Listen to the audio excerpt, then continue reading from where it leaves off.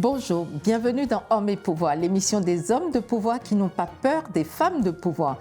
Je suis avec mon ami Pablo Michelot, rédacteur en chef du magazine L'Encre Noire. Ensemble, nous allons présenter notre invité du jour, M.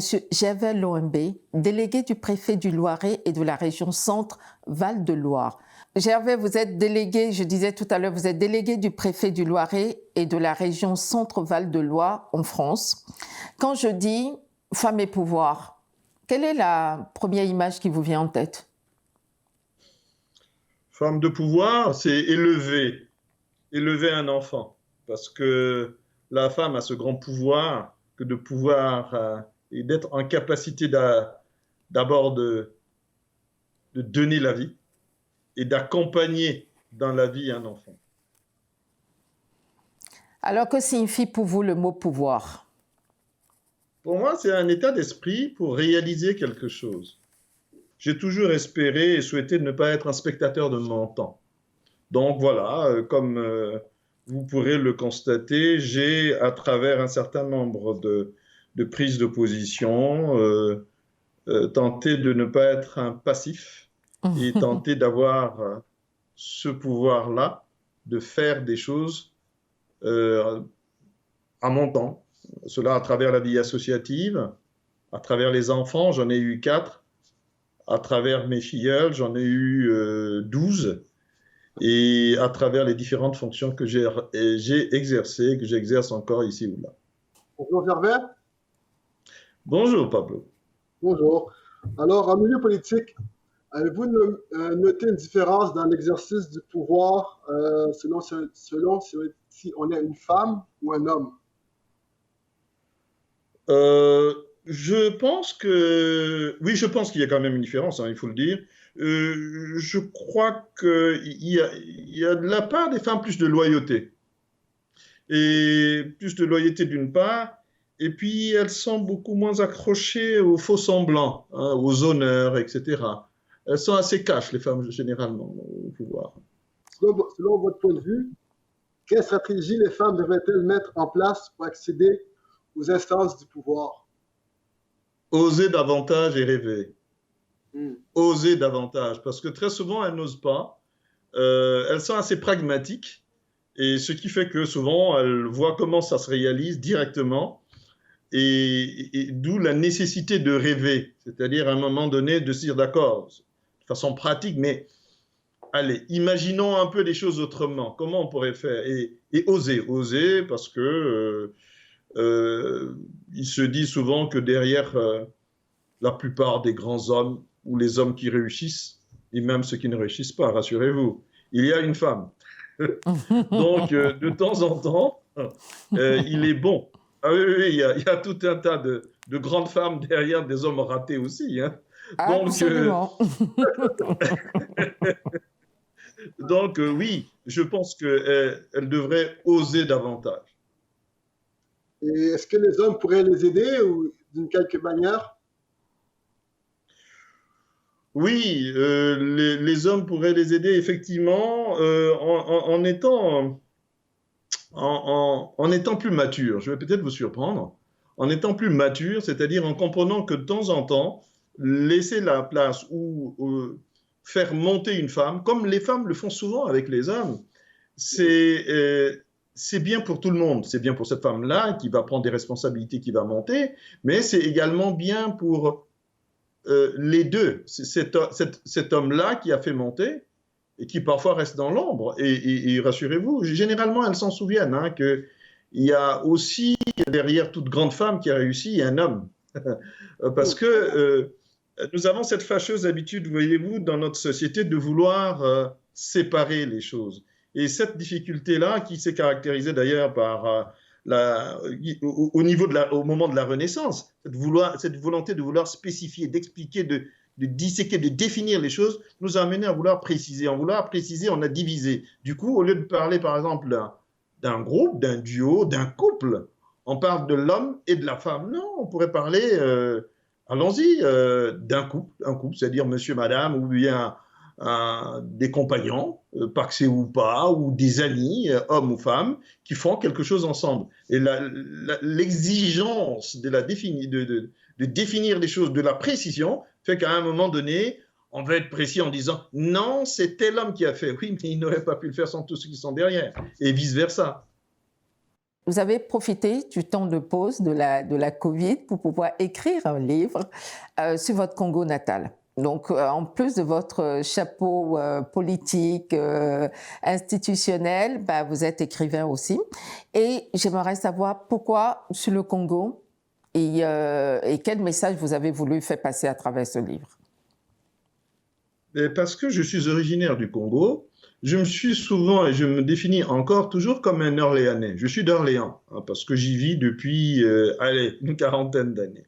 Cependant, je suis originaire du Congo. Je suis un peu comme cet arbre qui a ses racines bien enracinées dans le bassin du Congo, le territoire du Congo, et avec la tête par ici. Donc, bon, je subis les influences, je tente d'influencer aussi ce qui se passe par ici, mais en même temps, les racines sont restées au Congo. J'ai, au-delà, la chance de bien connaître un peu la tradition africaine et plus particulièrement Congo. Il se fait simplement que quand on est confiné comme ça, on va vers soi, on fait un retour sur soi, en soi, et généralement on repart chez soi, c'est-à-dire de là où on vient. Et moi, je viens du Congo. Et voilà comment, par l'esprit et la pensée, je suis reparti au Congo. J'ai voyagé à travers le Congo pendant plusieurs mois, en esprit, parce que c'est l'époque du numérique, voyez-vous, tout est dématérialisé. Donc, de façon dématérialisée, j'ai voyagé à travers le bassin du Congo. Et là, j'ai découvert des choses merveilleuses et formidables qui m'ont conduit à au moins décider une chose. Il serait peut-être temps que nous parlions nous-mêmes de cette histoire. Je suis africain, je suis congolais, je pourrais être intarissable sur un certain nombre de sujets concernant la région centre parce que j'y exerce des fonctions, mais peut-être que je pourrais parler aussi du Congo. On m'entend, oui. Et je suis totalement légitime pour m'exprimer sur le Congo, et alors qu'on a souvent vu beaucoup, alors, pour les étudiants qui ont fait des thèses d'anthropologie ou d'histoire, qui ont tenté de parler du Congo, ils se sont vite rendus compte qu'il y en a un qui est un peu considéré comme une référence incroyable, c'est M. Pigafetta, un Italien, comme le dit son nom. Eh bien, Pigafetta n'a jamais mis les pieds en Afrique. Pourtant, c'est un peu le référent en matière d'histoire sur ce qui s'est passé dans ce bassin du Congo.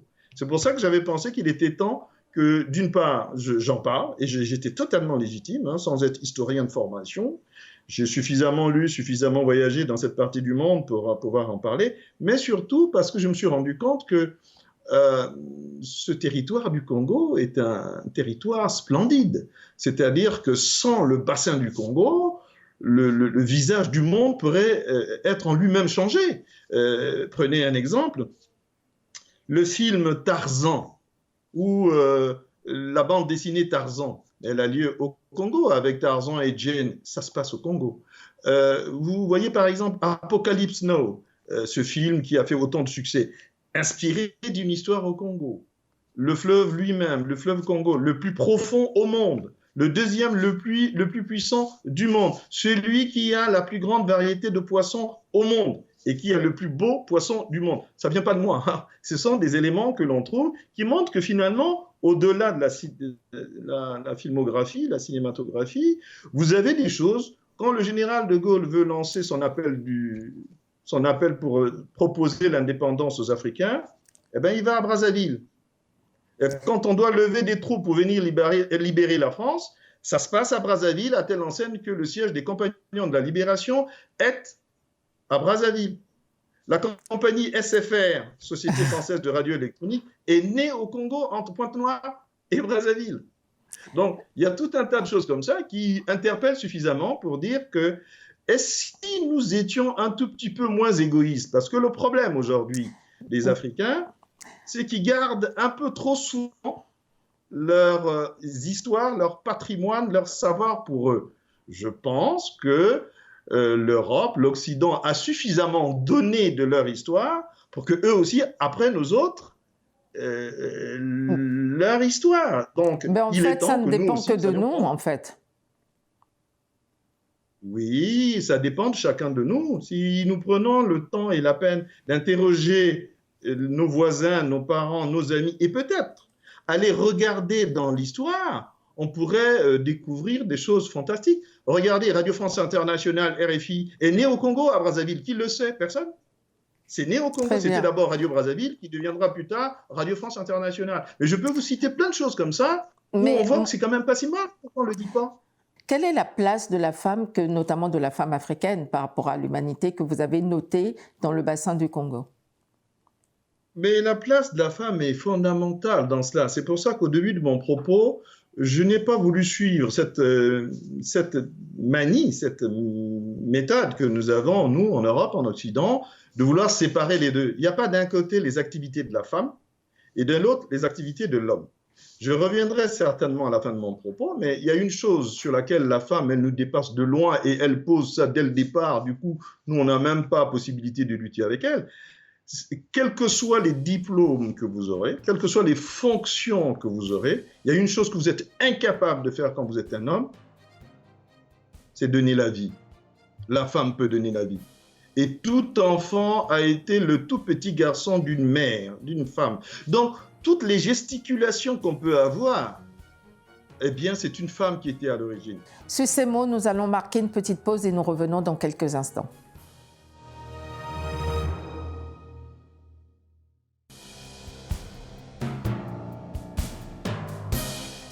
Nous sommes de retour avec notre invité, Gervais Lohembe. Quelle est la réflexion ou le propos le plus raciste ou le plus sexiste que vous ayez entendu et comment est-ce que vous avez réagi?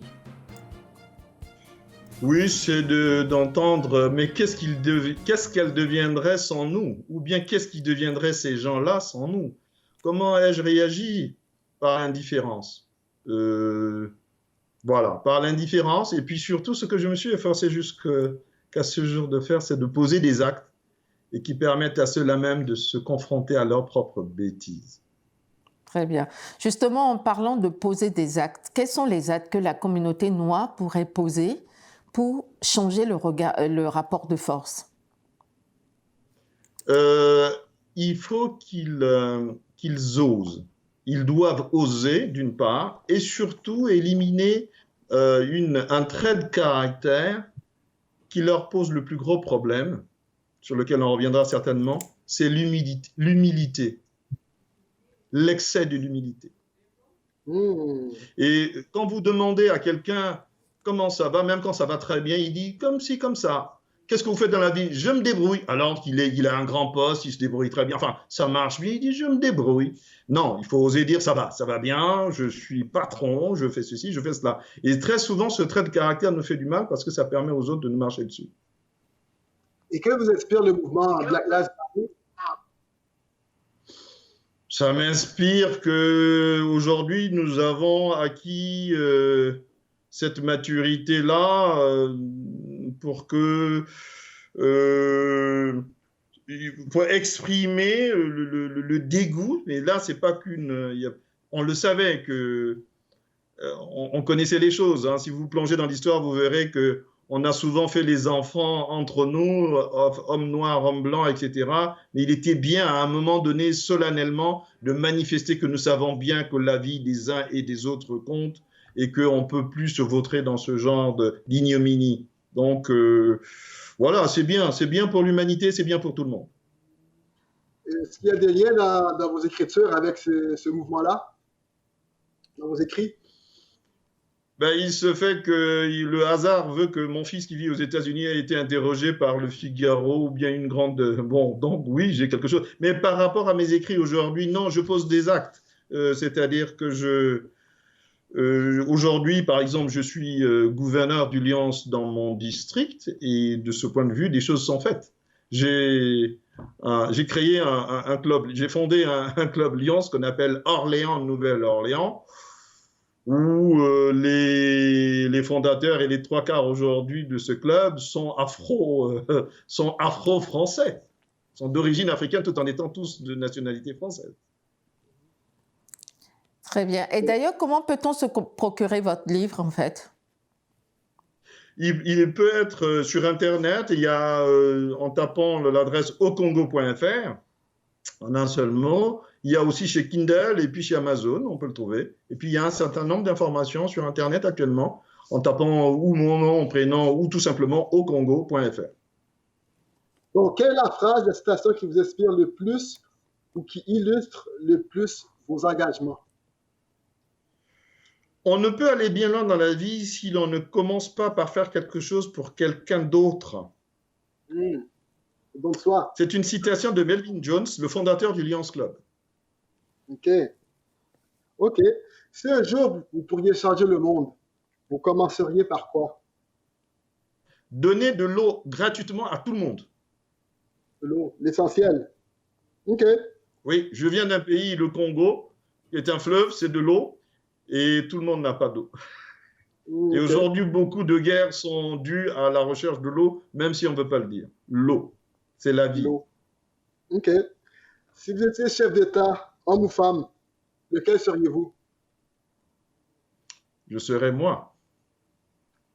Je serais un chef d'État qui veillerait d'abord à garantir un repas pour tout le monde. Nous avons tous sur cette terre vocation à manger, à avoir un repas, à avoir une suffisance alimentaire, ce qui n'est pas le cas. Je trouve que l'humain court trop, dépense trop d'énergie. Regardez bien, hein, même nous qui sommes dans les villes, hein, on dépense trop d'énergie pour pouvoir manger, alors que manger est une nécessité vitale. Mais qu'est-ce qu'il faut dépenser comme énergie pour pouvoir simplement rester en vie? La vie. Donc, si vous étiez un animal, lequel seriez-vous? Le caméléon. Caméléon. Oui, le caméléon a trois choses intéressantes. Quand il marche, on a l'impression qu'il recule, pourtant il avance. Il a une démarche assez curieuse.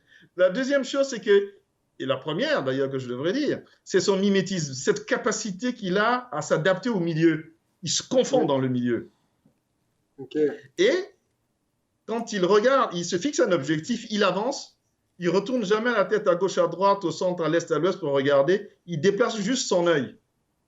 C'est un œil qui regarde en haut, en bas, mais lui, il ne bouge pas la tête, il continue, il avance. C'est-à-dire, quel que soit ce qu'on aura à dire, à faire, lui, il avance. Le reste, c'est votre problème. En préparant cette rencontre, Gervais, on vous a demandé de venir avec un objet, une photo, en tout cas quelque chose qui pour vous illustre le pouvoir et la masculinité. Féminité ou masculinité d'ailleurs. Qu'est-ce que vous nous avez apporté ou à quoi avez-vous pensé? Alors, j'avais deux choses. La première, que j'ai pas ça sous les yeux, et de toute façon, ça se verrait mal. Je voulais vous montrer la photo de mes parents. Le pouvoir, c'est ma mère. La masculinité, c'est mon père. Sans ces deux personnes, je ne serais rien, je ne serais pas là en train de vous parler, parce que je considère que trop souvent, quand nous nous présentons, on affuble les études, tout un tas de choses que l'on a fait. On oublie surtout de dire de qui en est l'enfant. C'est ça qui est le plus important. Et en fonction de qui en est l'enfant, ben on occupe de postes ou on n'occupe rien du tout. Je connais des gens très très diplômés qui sont arrivés à rien parce que, disons, les parents n'ont pas trop veillé, enfin, ils n'ont pas fait ce qu'il fallait pour qu'ils soient là où ils devraient être. Ça, c'est la première chose. Un autre objet, alors j'ai pensé à vous montrer cet objet-là, je ne sais pas si ça se voit. Qu'est-ce que c'est? Ceci est la coiffure des notables de Luango.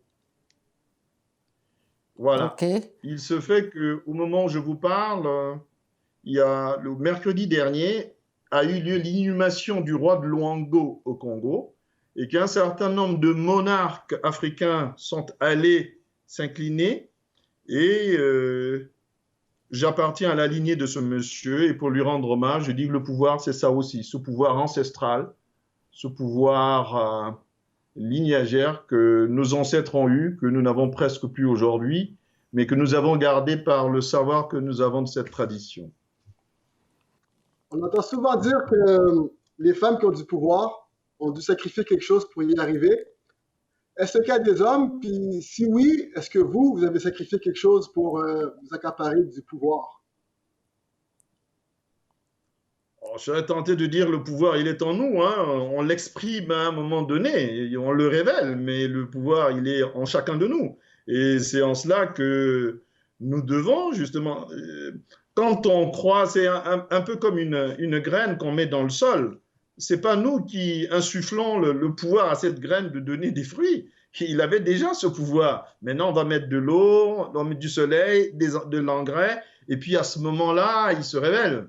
Mais non. Alors, maintenant, pour répondre directement à votre question, oui, j'ai fait des sacrifices en temps en temps, en privant mes enfants du temps que je devrais leur accorder, de leur maman et parfois des gens qui m'entourent. Mais ce n'est pas un sacrifice puisque après, on a des contreparties. Des contreparties, c'est que, bon, on contribue à l'effort national, à la construction de la richesse nationale, à faire rayonner la tribu, la famille et le continent. Ça ne peut pas se faire comme ça. Il faut de l'énergie. Et cette énergie, il faut bien que quelqu'un puisse la déployer. Et d'ailleurs, de toutes les façons, ces enfants, ils en héritent après de ce travail-là qui a été fait. C'est ce qui fait qu'à un moment donné, ils démarreront un peu mieux que certains dont les parents n'ont pas fait de sacrifice. Justement, si un petit garçon regarde cette entrevue et déclare « Quand je serai grand, je voudrais être Gervais Loimbé », que lui diriez-vous? Oui, qu'il y croit d'abord, fermement et sans douter, mais qu'il y croit à fond. Qu'il n'ait aucun complexe, qu'il se dise « Ouais, je vais y aller, je vais y arriver, et puis j'y vais ». Alors, des fois, il y aura des choses compliquées, des fois, mais qu'il ne doute pas et qu'il y aille, mais fermement. Cependant, sans trop dire où il veut aller, hein, il le garde pour lui. Hein, parce que dès qu'il aura dit où il veut y aller, les autres se mettront devant pour l'empêcher de l'accéder. Sur ces mots, on va conclure. Vraiment, merci beaucoup. Merci Pablo de m'avoir accompagné pendant cette émission. Merci Gervais. Beaucoup pour l'attention que vous avez. Merci pour l'attention que vous avez voulu porter à cette œuvre-là, le Congo, qui est un territoire formidable et plein de ressources. Sans ce territoire-là, le monde pourrait repartir 2 ou 3 siècles en arrière. Veuillez de vérifier, vous le constaterez dans le bouquin. En ce qui me concerne, merci d'avoir pris le temps de regarder ce que nous faisons, ce que je fais, car c'est bien pour tous ensemble. Parfait. Sur ces mots, c'était Hommes et Pouvoir, l'émission des hommes de pouvoir qui n'ont pas peur des femmes de pouvoir. Si cette émission vous a plu, n'hésitez pas à nous soutenir en allant sur tous nos réseaux sociaux, mais sur notre chaîne YouTube et bien évidemment sur notre chaîne www.femmesetpouvoir.tv. Je vous dis à très bientôt. Merci, bye.